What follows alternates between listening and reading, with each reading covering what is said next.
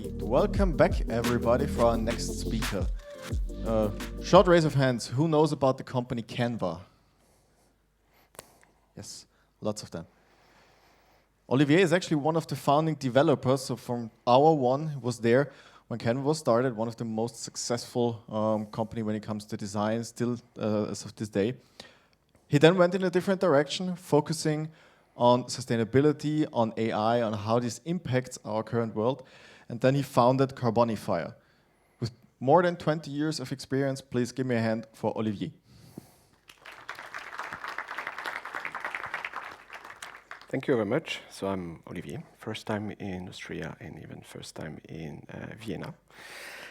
So I used to work until very recently at Elastic. You might know about it. And I'm founder of a project for measuring the carbon footprint of cloud in general with Carbonifier. And another project coming named Rebase, where we're going to use AI to clean software and infrastructure. So let's talk about the big problem. So if we want to respect the Paris Agreement of limiting the global warming of 1.5 degrees by 2030, we need to reduce our carbon footprint by 45% by that time, which is like very challenging. And as IT, as software engineer and ops engineers, we have a very big responsibility because IT is now emitting more CO2 than civil aviation. So everybody is very worried about like taking a flight. There is even a word for being ashamed of taking a flight. So yeah, IT is now emitting more CO2. And looking at some projection, we think that by 2030, IT is going to use 20% of worldwide electricity. That's huge, and only in 6 years. And data centers, as you can see in green, taking a big share of it. So when you think about IT, we think about software, hardware. The sole purpose of hardware is to run software on it. That's pretty obvious. And this hardware is using energy to be manufactured first and then to run. And this energy usually emits some CO2. But not only CO2. Like you have a couple of other gases that has a greenhouse effect, like methane. And so that's why usually we speak about carbon, not only carbon emission, but CO2 equivalent emissions. And not only CO2, so today I'm going to focus only on CO2, but think about the water usage to cool down data centers, mining problems, biodiversity, IT waste, and some other things like noise. So I'm very happy to have a photo of hedgehog on my presentation. So let's talk about the elephant in the room, the Cthulhu in the room, like I love to say, I love to name it, the generative AI. And I use generative AI for that photo. So you might have heard of those numbers, big numbers of parameters of LLMs, like billions and billions. And we're thinking of ChatGPT having maybe, or GPT-4, sorry, having maybe more than 1 trillion of parameters. And this insane race comes as a cost. We see on the black graph that the more parameters it has, the more computational for training it needs. So that's pretty obvious. So we have this race between the number of billion parameters we want to have and the hardware we need to align in front of it. And now we have heard that AI is going nuclear. Like the data centers make a good effort in the recent years to try to come up with cleaner data center using greener electricity. But you can see on this extract from the Google sustainability report, the trend is reversing and the guilty is the AI. So yeah, now data centers are even buying, Amazon, for example, is buying nuclear plants and building their data center very next to the nuclear plant. So it's direct distribution, I guess. So let's take an example. We think that by 2027, if all NVIDIA GPU sold are running at the same time, it will require more than 100 terawatt hour for a year to power that. It's basically more than the electricity consumption of Austria and around like the same consumption of the Netherlands. So it's pretty big, and it's not only NVIDIA, it's just GPUs I'm talking of. So from the watt hour, how we calculate the CO2 emissions.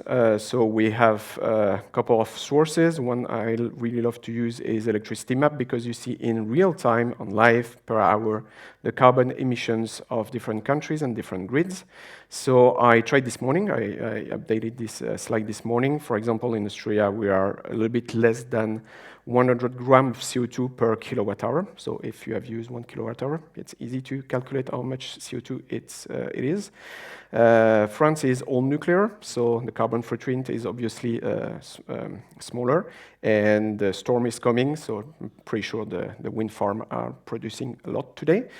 And on the other side of the ocean, as you can see, it's a little bit a mess of US, but if you look at California at the same time, it's way more carbonated, let's say.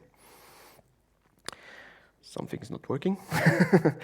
So yeah, that's pretty bad to have that. Yeah, it's better like that. Yeah, okay.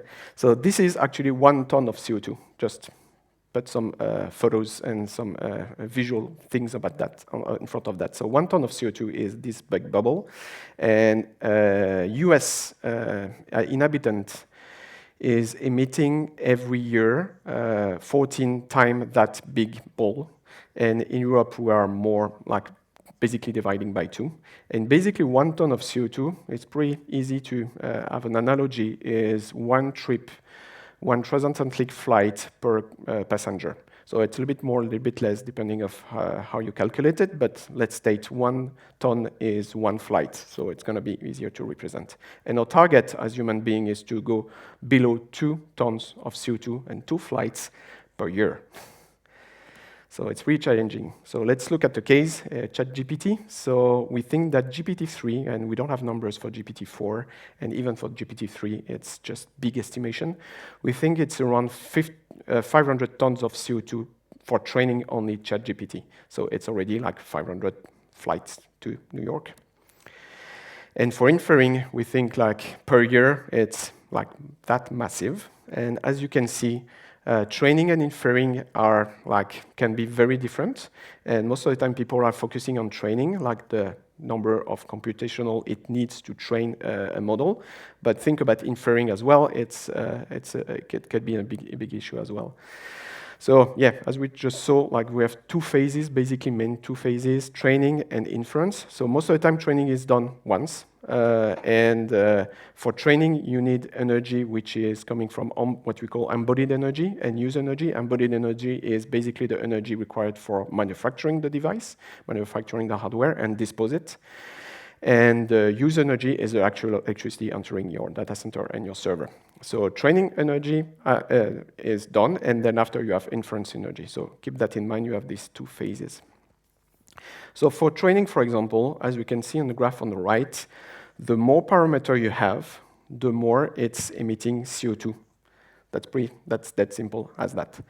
So I did this calculation for you. It's around 2 to 8 megawatt hour per billion of parameter. So depending on the size of your model you are using, you have a very good idea of how much electricity it required. And it's around 1 ton of CO2 per billion parameter. Basically a flight to New York, and even 2, depending on how you calculate. So as you can see on the bottom, it also depends on the grid. So for example, Bloom has been trained in France, for example, and GPT in US, and you see it's reflecting directly on the energy consumption. GPT-3 is way bigger. It's not way bigger, it's actually the same size of Bloom, sorry. But because of that, and because of the electricity coming from the grid, the CO2 emissions varies a lot. So when you talk about fine-tuning, so basically fine-tuning is completing the training by looking at some specific data set. So normally, fine-tuning is like a fraction of the cost of training. So keep that in mind. It's just a fraction of it. So if you are not 100% pleased with an LLM model, and you want to train it on some of your data, it's better to use an existing model and fine-tune it on your data. So a good example of fine-tuning is coding LLM. So I put a couple of examples here, like Codex, CodeLlama, GitHub Copilot, etc., etc. So for example, GitHub Copilot is based on Codex, which is based on GPT-3. And because they are using a smaller version of GPT-3 and just fine-tuned it, the footprint for training is way smaller. So basically think about smaller model plus a smaller data set for fine-tuning. It leads to smaller CO2 emissions. I mean, you can have guessed that, but we checked. At inference time, well, you have two ways to look at it. The first way is hosting. So if you are hosting an LLM and for inference, for use by your users, you will need to have some servers to run that. Or if you are using like a service like OpenAI, GPT, API, or this kind of service, or on Hugging Face, would like to have this number per request, basically. So I did a little bit of calculation. If you are looking at Bloom, which has 176 billion parameters, and if you want to host it, there is this handy formula where you can calculate how much GPUs you need for that. So I spare you the calculation, but basically the P is what is important because it's the number of billions of parameter, and the Q is like the precision you want to have. Usually you have like something between 8 bits to 16 bits of precision, and there is debates like what's the best, but I assume let's use 16 bits. In that case, we think that Bloom is using the 400 gigabytes for GPU RAM. So it's run 6 NVIDIA A100, so NVIDIA A100 is like the most popular one. And calculation in terms of watts per GPU, and then this setup. This setup, if you run this setup for a year, it's going to be 15,000 kilowatt hour, which is roughly 3 to 5 European households of electricity consumption. It's not that crazy, but it is what it is. At inference time, so if you leave it running for an hour, so I am doing, like, for example, 3 requests per second. I calculated that each request is less than 1 watt hour, and 100 requests is around like charging a smartphone, basically. And Bloom and Sasha Lucioni, I think, she and the team managed to do this calculation on the sun, and they released very interesting papers, and they come to the number of 4 watts per request, which is way more smartphone charging. So what's the big difference between that is I think assuming we are hammering the server compared to them. So it's like 10,000 requests per hour compared to them where it's 500 requests per hour. So obviously, if you are running, so this is the minimum setup. So between 6 to 16 NVIDIA GPUs. If you have this setup and you are sending a request once per year, for example, this request obviously has a carbon footprint massive. If you're hammering it as using it right size, like I'm not teaching you what is right sizing in infrastructure, obviously the carbon emission for each request is going to go down. So in terms of CO2, as we saw earlier, if you look at electricity maps, you have a good idea of what the carbon emission per kilowatt hour. So if we take this example of Bloom, 15,000 kilowatt hour for AWS with a PUE of 1.2. So the PUE is the number of electricity, the number of kilowatt hour you need to inject in the data center to get at the end 1 kilowatt hour useful for the hardware. So depending on the country, it can vary from 1 flight to New York to build it, to host it, sorry, to 5 flights to New York to host it. So yeah, please be careful of where you host your infrastructure in general. So I'm going to quote a famous management theorist, which is born actually in Vienna, Peter Drucker. If you can't measure it, you can't improve it. That's pretty obvious, but he stated. So going back to this beautiful formula, it's pretty obvious: energy multiplied by PUE and multiplied by the carbon intensity, and it's the number of CO2 that is supposed to be emitted. Be careful, energy. Think about the energy for manufacturing the hardware and the energy for using the hardware. So if you have a shared hardware, for example, running different containers on the same server or using my virtual machine on GCP, or depending on what you want to do, it's going to be pro rata of the embodied energy for the full server that has been manufactured, for example, in China. So you need to be careful about that. So obviously, fortunately, we have some tools to help you to do that.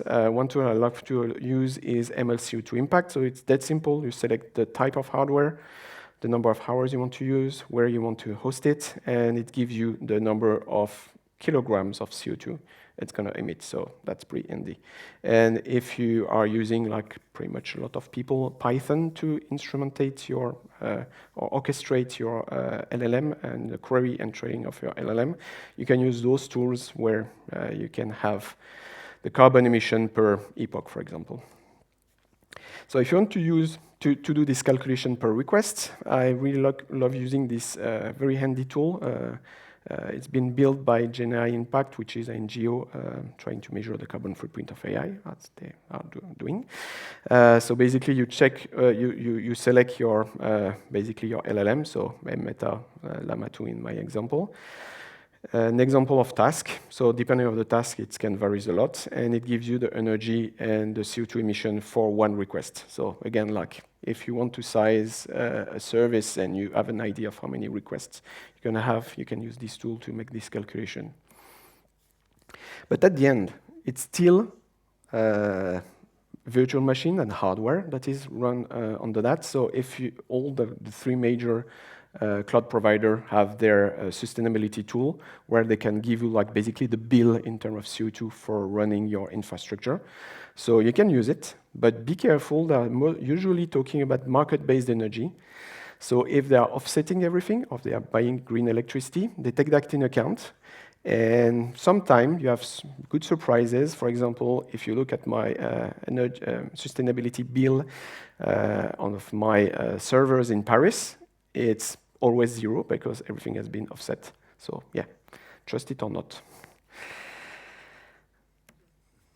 Let's look at some open source and maybe more neutral methodologies. One I really love to use is Cloud Carbon Footprint. So unfortunately, you need to host it yourself, but basically it reads the bills of AWS, GCP, Azure, you name it. And it can give you, like, looking at the detailed bills, like you have run one server for 1 hour, et cetera, and it makes the calculation for you.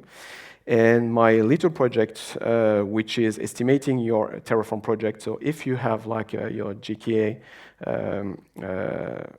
described as a Terraform file, it will read it and come up with some estimation, really rough estimation, but it gives you like a sense of, is it like bad or good what you are doing. Once you have measured, you can start to reduce it.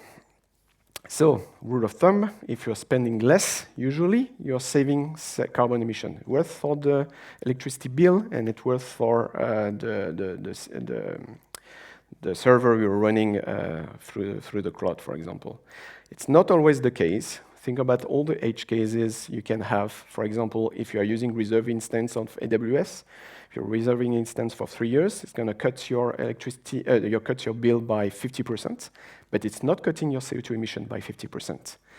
Same thing if you want to migrate to a country where your like price of EC2 instance is a little bit cheaper. It's not decreasing the carbon emission. For example, if you want to move from France, where I live, to Ireland, where it's a little bit cheaper, it's going to be like something like multiplied by 7, the carbon emission. So think about it. It's not always a good thing, but if you're in the same environment, if you spend less, obviously you save CO2 emissions.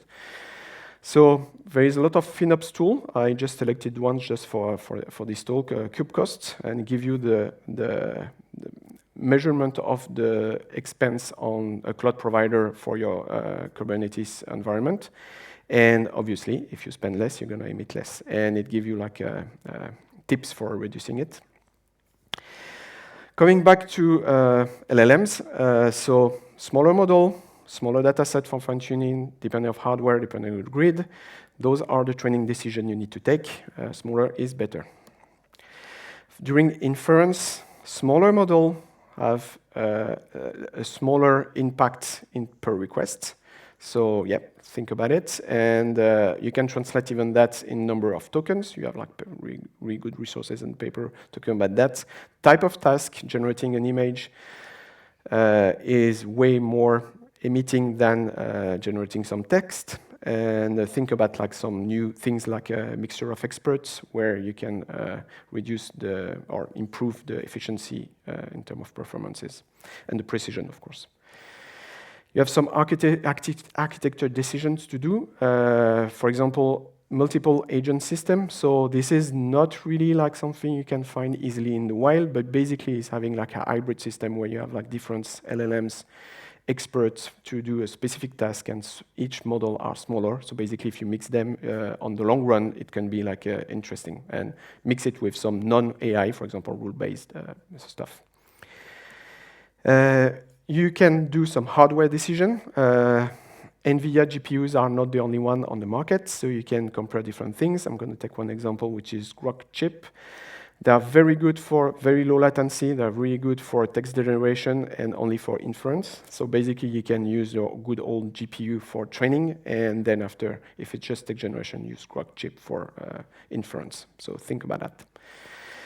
And then if you are operating an infrastructure, think about auto-scaling, right-sizing, basically. So any ways of auto-scaling, you can do it. There is even a CADA operator named carbon-aware CADA operator when it's going to be plugged on basically stuff like electricity maps and adjust your infrastructure depending on the carbon intensity of the grid.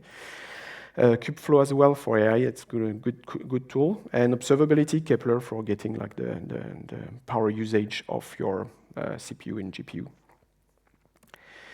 And think about carbon awareness, like again, having some auto-scaling, it's good. Even auto-relocating, like depending on the carbon emission of the grids, you can move your infrastructure in different countries. Everything is containerized, I think. And think about scheduling at the right time. Here is an example where in California, sometimes they have like so much solar energy and so much wind that it's producing more than the demand. So basically, at some point, electricity is what we call curtailed. It's like basically produced for nothing. So use it. If you want to take a decision when to use, when to run, when to train a model, do it at this time. So I've described AI like a Tulu earlier, but maybe it's more like a Godzilla, where it can be as good or bad, depending on the situation. And here in this film is fighting pollution. So first, the bad Godzilla. So if your AI is helping selling more TVs on your marketplace, 100 TV extra equal 40 tons of CO2 for the lifetime of the TV, 40 transatlantic flights. So think about it. And for example, another example is has been documented that for exploiting the Permian Basin, which is one of the biggest reserve of oil in US, they are using a lot of AI to like optimize drilling and finding oils. So basically, AI in that case is helping releasing these 40 billion tons of CO2. So yeah, that's a bad example. Good example on the other hand, for example, Global Fishing Watch, they're using AI to detect illegal fishing, and Rainforest Connection, they're using AI to detect illegal activity in the rainforest by listening to that and trying to understand what's the illegal activity it's done.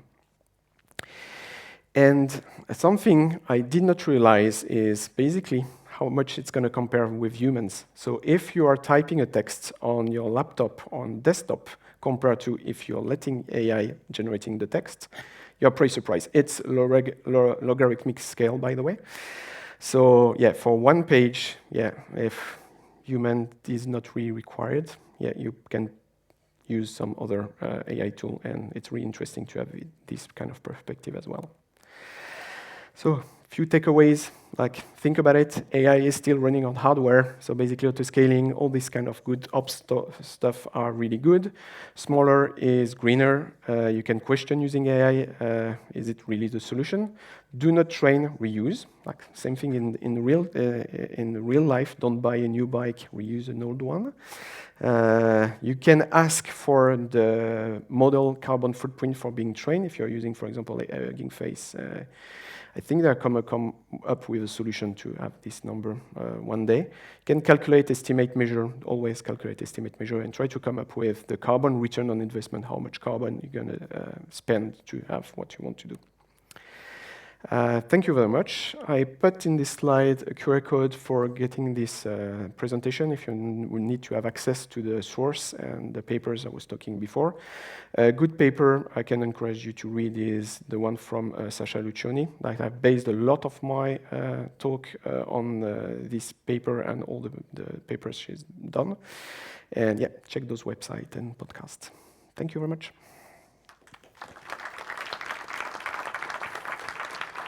Great. Thanks for the insights. We're perfectly in time, so we have still a lot of time for questions. Yes, question over here. Again, we have gummy bears. So until recently, the power consumption of data centers was actually less than all the network equipment in between clients and servers. Is this changing now? I have not read something saying that, but from the top of my mind, that should change because, like, if you are using ChatGPT to generate some text on the network, it's going to be just transiting just a bit of text. So yeah, same thing. Like you have all the tools for, like for example, EcoIndex or EcoGrader. When you give a website and they give you the carbon footprint of the website. Remember, it's just the UI of the website they are checking. So basically, if it's using AI to just generate some text, if they run it on the ChatGPT website, of course, it's going to be very, very low in terms of CO2, but on the back, the CO2 emissions, yeah. Any other questions? 4, 3, 2, yes. I got a question, actually. Recently, I noticed that there are different types of runtimes out there for AI, like VLLM and so on and so forth, and they are differently efficient, like compared on latency and so on and so forth. Did you also compare that one? You can check Sasha Lucioni paper because she is giving a lot of that. I haven't checked the efficiency of different, kind of on that. You can have that, but yes, there is like different of techniques. I would say like if you have the same number of parameter in two different LLMs and you compare the efficiencies, there is a lot of things that can change, a lot of decisions that can be made during the training that can affect the efficiency of that. I haven't explored it here because there are very little publication on that specifically. But if you are running an LLM which is more powerful, more efficient, it tends to be more carbon efficient. If it's just efficiency of, like, for example, a single task taking less GPU, less CPU. If it's just matter of running time, if it's taking less time to perform a request, it can use more GPU, more CPU. So you need to check that.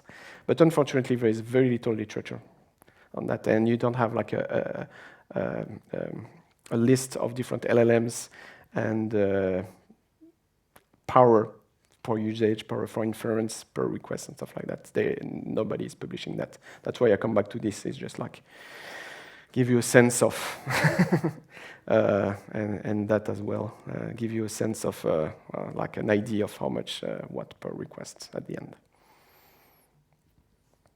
Any final question, somebody? Yeah, here. Yeah, perfect. So, here, yeah. Got you.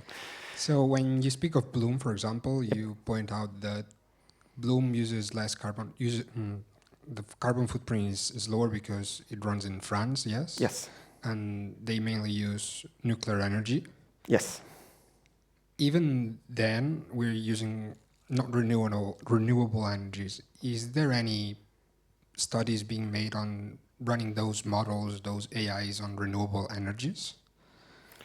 So if you are sure of where you are running, like if you have solar panels and you're running it just on your machine, which is powered by solar panel, think there is maybe half of the carbon footprint coming from the embodied energy, the manufacture of this of the device. So if you're buying a graphic card specifically for that task, the energy footprint for manufacturing that is still there, even if you're running it on a renewable energy, or even if you're not powering it, you just leave it in the box. It's still emitting. It has been already emitting a lot.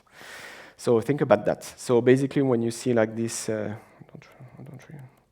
this slide here, I suspect this is only the carbon footprint of the grid during runtime. They are not taking into account the carbon footprint for manufacturing the device. Okay, thank you. If there are no further questions, there are two more administrative points. Short raise of hands, who already participated in the AWS quest? Okay, that's pretty sad. If you didn't do so, check out the AWS booth. They have like a quiz quest thingy where you can win some awesome prizes. If you already participated, make sure to go back there and pick up the prize because it's only valid today. So you can't join tomorrow. That's the first point. Second point, an object was found. So if somebody, especially from the back seats, is missing something, please pick it up with me here. And the third point is we now have a 20-minute coffee break. So make sure to be back in 20 minutes at Hall 6. Thanks.